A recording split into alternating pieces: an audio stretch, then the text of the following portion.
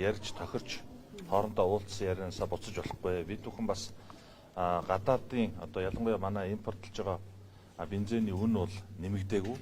Дээрэс нь дизель түвшин дээр бол бүр тонн тутам $100 буурсан ийм явцтай байхад та бүхэн энэ үнийг нэмэгдүүлж болохгүй гэдэг ийм зүйлийг ярьсан. За бид бүхэн бас энэний араас бас амралтын өдөр гэлтгүү ажиллаж байгаа. Манай үнийн зөвлөлийнхэн яг энэ асуудлыг хариуцсан газрын дарганаар ажиллаж байгаа. За тэгээд бид бүхэн юу хийж байгаа гэхээр импортлогч компаниудын зүйлс юу хийж байгаа гэхээр юуны валютын ханш өссөн.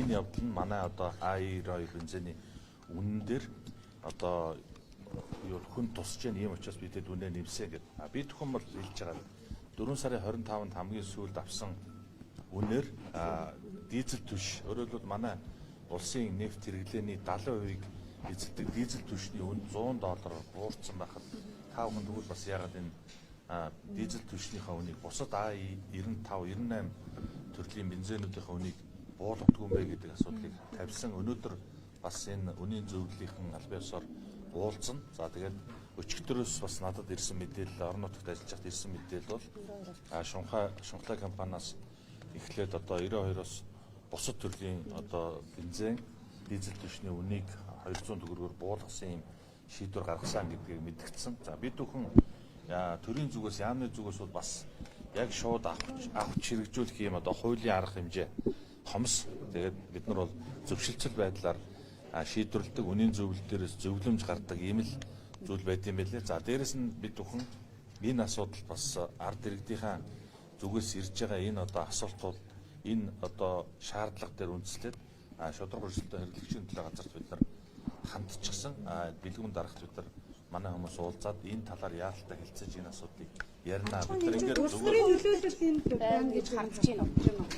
Давхцлаа л да энэ нэг. Харин яг юм бид хэд мэдгдэлтэй ч гэсэн гаргасан иймэрхүү нөхцөл байдлын үед бас ялангуяа энэ дээр манай нефт импортлогч компаниуд бол бас жоохон хүлээцтэй байж болох л байсан. Би салбарын сайдын хувьд тэгж хандж байгаа. Яг ийм нэг одоо улс төрийн нөхцөл байдалтай ард түмний одоо сэтгэл санаа ийм байгаа үе дээр бас давхцуулах шаардлага бол байгаагүй гэж бид нар харж байгаа. Тэгэхээр бид бүхэн энэ талыг хариуцж байгаа засгийн газрын яамныхаа хувьар энэ монополийн эсрэг энэ одоо хуулиудыг харж байгаа тэднийхэнтэйгээ ярилцж байгаа бас асуудал ханднаа. Тэгээд дараагаар улсаас манай улс хэдий хүртэл одоо нэг ийм хэвийн үнээр тийм гэрээтэй байгаа лээ.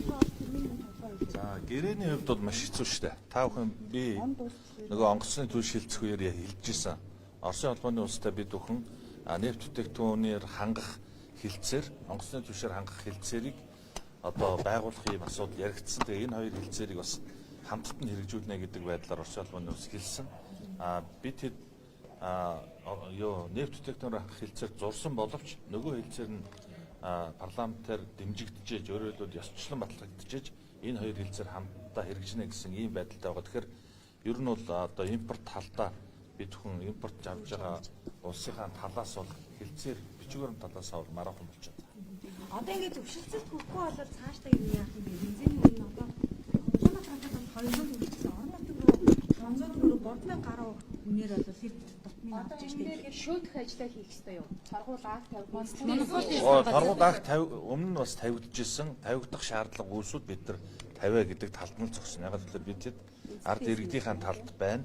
Энэ асуудлыг зөвлөлтөөр ярьсан хугацаанд хөрлгүүгээр, ярьсан тохирсондоо хөрлгүүгээр иймэрхүү асуудлыг шийдэж байгаа бол бид ч гэсэн бас шаардлага гаргаж байна.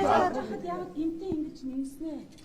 Үндэс компаниудыг юу сая 5 хүн анзаарсан 5 дахь шөнө ажлын цаг дууссан цагт хийж байгаа 2 өдөр амралт өдөр өнөөдрөөс манай одоо яг энэ асуудлыг хариуцсан үнийн зөвлөлийн гишүүд газар хэлтсийн дарга нар мөн одоо ашигт математик газрын төслийн газрынхан маань хувийн хвшлийнхэнтэйгээ уулзж байгаа.